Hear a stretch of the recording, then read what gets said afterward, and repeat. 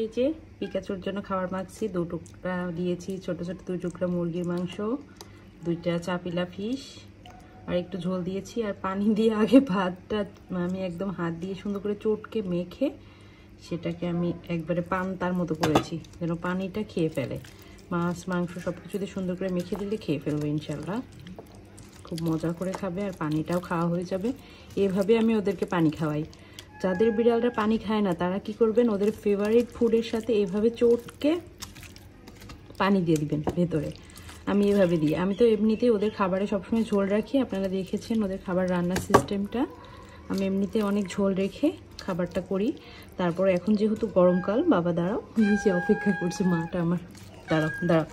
এখন যেহেতু গরমকাল তাই জন্য আমি কি করছি, এরকম পানি দিয়ে আগে সুন্দর করে ভাতটা মানে নরম করে মেখে নিই। ছোটো বাচ্চাদের খাওয়ালে যেভাবে আমরা খাওয়াই না, চটকে নিই ভাতটা হাত দিয়ে, ওভাবে একদম এইভাবে চটকে সুন্দর করে মেখে দিচ্ছি। এটা খেতেও অনেক মজা হবে আর ওদের পানি শূন্যতাটাও পূরণ হয়ে যাবে।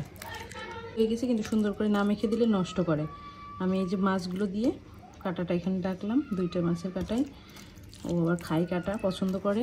আপনাদের বিড়াল না খেতে পারলে দিবেন না কাঁটা, কারণ আমার বিড়ালের ছোটোবেলা থেকে খেয়ে অভ্যাস। ওই যে ওদিকে টুকুসের সাথে রাগ হচ্ছে, আমি ভাগে ভাগে দিয়ে দিই। টুকুসকে একটু দিব, আয় বাবাই, নে টুকুস, টুকুস নে একটু খাবি তুই মামা খাবার।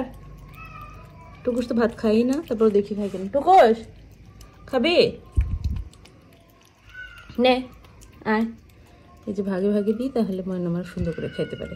এর বেশি নিচু হয়ে গেলে খাবার ওরা খেতে পারে না। তো যেহেতু পানি দিয়ে দিছি খাবারে, তো ও হচ্ছে নিচুই হয়ে যায়। ইনশাল্লাহ আমার মনেরা সুস্থই থাকবে সবসময় এভাবে খেলে। আর এই খাবারটাও আলহামদুলিল্লাহ খেয়ে ফেলবে ওরা। আমার ময়না খিদা সহ্যই করতে পারে না আমার পিকামণি, তো কুমনিও তো সুন্দর করে খাচ্ছে। আপনারা কিন্তু আপনাদের বিড়ালকে এভাবেই খাবারটা খাওয়াতে পারেন।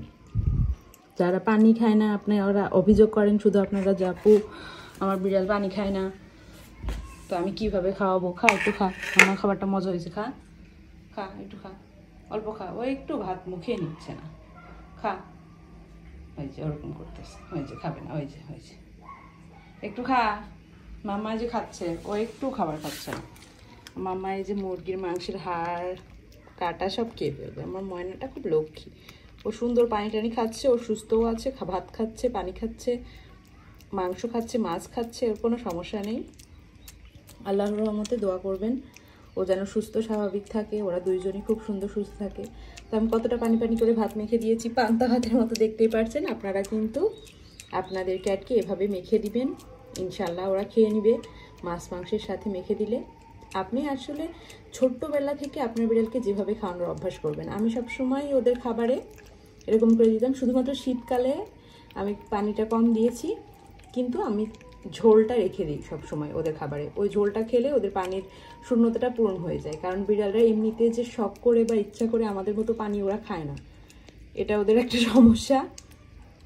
যাই হোক, এখন ওরা নিজে থেকে এভাবে খাবার যদি খায় পানি সহ, তাহলে তো আপনারা কোনো চিন্তা নাই। অনেক সময় অনেকে আমি যেভাবে স্যালাইন খাওয়াই বা পানি গ্লুকোজ পানি যেভাবে খাওয়াই দিই সিরিঞ্জ দিয়ে, অনেকেই খাওয়াতে পারেন না, আবার অনেকে ভুল করে খাওয়াতে গিয়ে শ্বাসনালীতে চলে যায়। তো তারা এইভাবে চেষ্টা করবেন।